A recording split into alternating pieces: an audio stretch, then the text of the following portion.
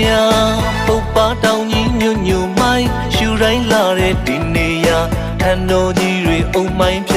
လေလံခရီးရှိဖြောင်းပြူစွာတာယာဝဲကောင်းနေရဟောင်းကိုအောင်မေလို့တစ်ခေါက်တစ်ခါသွားဖို့ပြင်ပါပို့ဖို့ဝန်တမောင်းတွက်တာထားပါဒီနေ့အညာတွေဥခါနှစ်ယောက်တွေကအတူသွားမှာဒီနေ့အညာတွေဥခါနှစ်ယောက်တွေကအတူသွားမှာ